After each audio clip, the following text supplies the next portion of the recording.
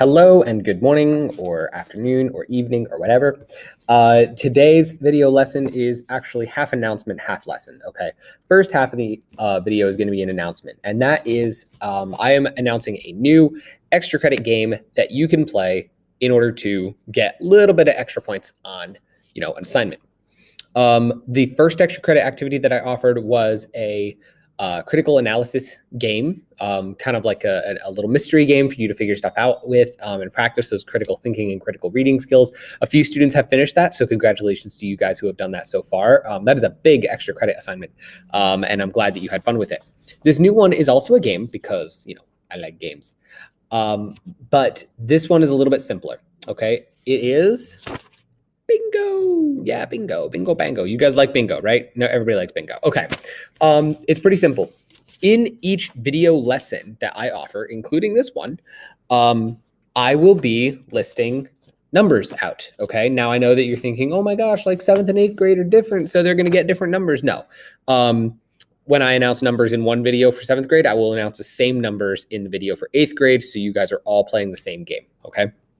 Now, on this, right, obviously we have our wear your mask. That's a free space because you guys are good students and you're always wearing your masks wherever you go, which is awesome. And then we have a whole bunch of numbers. Now, I'm using about half the numbers that a normal bingo game uses, so we should have more winners more frequently, okay? If you follow the video lessons and get your bingo card filled out, then you will get a little bit of extra credit points. I'm thinking about a 10% boost on a quiz. Okay, so it's basically a free question.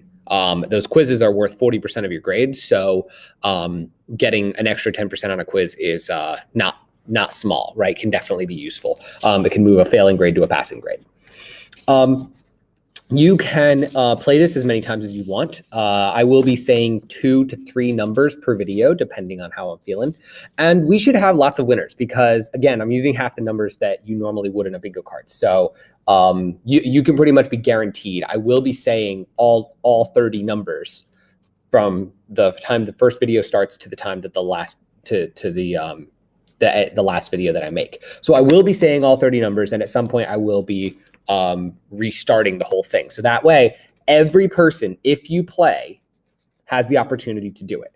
Okay, but here's the catch. Okay, here's how you can't cheat. All right, I have the only bingo cards that can be accepted. I have a copy of all of them. If you want to play, you have to email me, and then I will send you your labeled card. That's the only one that will be accepted from you. And I will have a copy of that number. So let's say this is your card, okay? I have a picture of this card and it will be linked to a spreadsheet. So I know that you have this card and only you have this card. If anybody else tried to turn in this card, I would know that they got it from you. And so your extra credit would be removed and vice versa. You can't turn in somebody else's card because I know that this one is yours. You also can't make up a new card because, again, I have the picture of your card. So you have to use this one. That way, every person has a fair chance of doing it. Every person has a fair chance of getting that extra credit. And I will be giving a special award of getting your name up on the poster of Cool to the first 3 students who succeed on the. So there's a little bit of luck there. So you're just going to have to play. All right, you must watch the video in order to get the number. I'm also not going to be putting the numbers on the screen because I'm not that old. And I know that if I want to find information in a video, I just scroll through the bottom until I see the image pop up on the screen that I want to see. No, I'm not going to put the numbers up on the screen. I will be saying them at some point in the video. So you have to watch the whole thing for the bingo lesson. Okay, so with that said, if you would like to participate, please send me an email and I will send you your card. Moving on.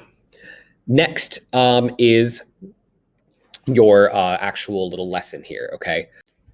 Okay, so 7th graders, you have been working on a nonfiction article on the Rosetta Stone. You have been practicing a lot of skills, including analysis skills, which I've been going over recently, but also things like finding relevant details, and I believe there was like characterization and and chronological order. There's a lot of different concepts that they're throwing at you with this nonfiction text. So the most important thing that you could do is understand that nonfiction text inside and out. There's two problems here. One, nonfiction texts are harder to read than fiction texts. Obviously, a nonfiction text means it's not fake. It means it's real. It's about something that actually exists. The Rosetta Stone is a real thing. It's an extremely important part of history and archaeology. It helped us understand ancient Egypt. We couldn't have the movie The Mummy, starring the wonderful Brendan Fraser, without understanding ancient Egyptian hieroglyphics. So this is a huge, huge deal, historically speaking. And it's a really cool thing to study. And if you took social studies, then you'll know quite a bit about ancient Egypt because you studied that in world history. But the second problem is that in addition to nonfiction texts being harder to read, nonfiction texts also have very specific vocabulary and context. And if you don't understand them, you won't understand them. Like there's no beating around the bush. There's no getting around it. You can't trick your way into understanding the nonfiction text. You just have to know all of the stuff. So it's harder to read and it's less forgiving. Okay, but fortunately, unlike fiction texts, you can always find more stuff about nonfiction stuff. So let's say you're reading a book like The Outsiders. If you're reading that fiction story, you can only go to the book The Outsiders for information. That's the only place. You can look at other people's interpretations of The Outsiders, but it's still all information from the book, right? That makes it pretty easy to study, unless you don't get it, in which case no one can help you. Nonfiction text, however, you can find outside resources to support you. And that's what I've done for you is I found a video, I scoured YouTube and found a video that I really like. I think it has information that's very close to what they talk about in your video, but it helps put the Rosetta Stone in its historical context so you can understand the subject better. This process of research and finding out information from one thing and how it pertains to another is called cross-referencing. Cross-referencing is taking one concept from a nonfiction source and comparing it to the information in another nonfiction source. You are cross-referencing. So you see that, right? So when you find a reference here, you can find about it somewhere else and then learn more about it. That's what I want you to do. I want you to watch this video on the Rosetta Stone and hopefully put that article in more context because you now have a video to help explain the concept a little bit better. Okay, so hopefully if you do that, it will help support your learning in this nonfiction reading and then even give you some ideas for your critical analysis paper on the Rosetta Stone. All right, so that said, your bingo numbers today are